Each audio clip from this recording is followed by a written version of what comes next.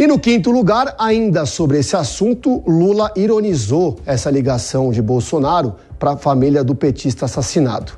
Pois é, o pré-candidato do PT à presidência voltou a responsabilizar o presidente pelas mortes das vítimas por Covid-19 no Brasil e destacou ainda que as armas do partido dele serão os livros e a paz. Diogo Schelp, seja bem-vindo ao Top 20 mais uma vez, obrigado pela sua participação. Mesmo Bolsonaro ligando para a família para conversar e dar um apoio, né? Parece que a esquerda atacou ele por isso mais uma vez. Bom dia, Vitor. Bom dia a todos.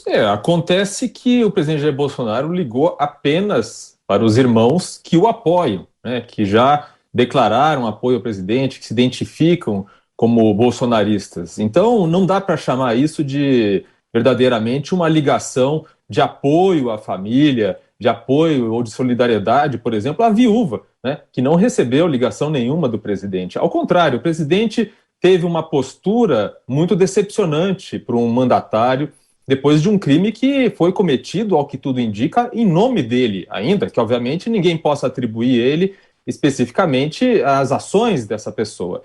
O que acontece foi o seguinte, ele fez um tweet, né, dizendo que não concordava com esse tipo de atitude, mas tratou em seguida de dizer que quem faz esse tipo de ato violento, ato político violento, é a esquerda. Então tem sempre aquele mas nenhuma palavra de solidariedade à vítima em si ou em solidariedade à família. Apenas depois que descobriram que ele tinha irmãos que o apoiavam, eles resolveram fazer essa ligação. E claramente o presidente deixa claro na ligação que ele fez, que a preocupação dele é com a imagem dele, a imagem eleitoral, com o impacto eleitoral que esse crime possa ter. Então, sim, de fato, há uma postura bastante decepcionante do presidente em relação a esse caso, e tudo o que se pode esperar dele a partir de agora é que reduza o tom do discurso, que não faça mais aquelas exortações à compra de armas, a morrer pela pátria, de guerra de bem contra o mal, numa eleição que, na verdade, é uma disputa entre diferentes visões ideológicas, visões de país. Agora, 11h43, a gente tem esse trechinho do que o Lula falou. Vamos ouvir. Ele estava até tentando entrar em contato com a família da pessoa que morreu. Se o Bolsonaro quiser visitar as pessoas pelos quais ele é responsável pela morte, ele vai ter que ter muita viagem, porque ele não chorou uma lágrima por 700 e poucos mil vítimas do Covid.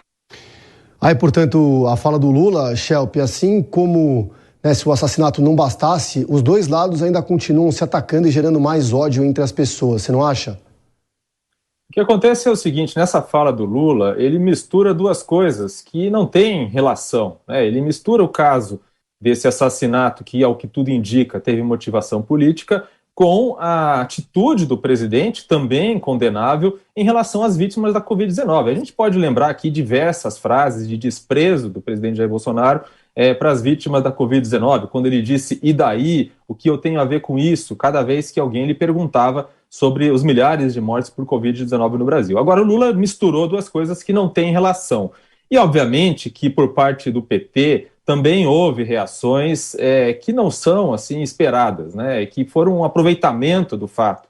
A gente pode citar aqui, por exemplo, as declarações da presidente do PT, a Gleisi Hoffmann, que aproveitou o episódio para generalizar, como se dizendo que os bolsonaristas são fascistas, né, como se todo bolsonarista fosse ou tivesse uma atitude, ou pudesse ter uma atitude como a desse policial penal que cometeu esse crime. Então, obviamente, esse tipo de generalização não contribui em nada para que o debate político no país tenha uma civilidade que é esperada num país democrático.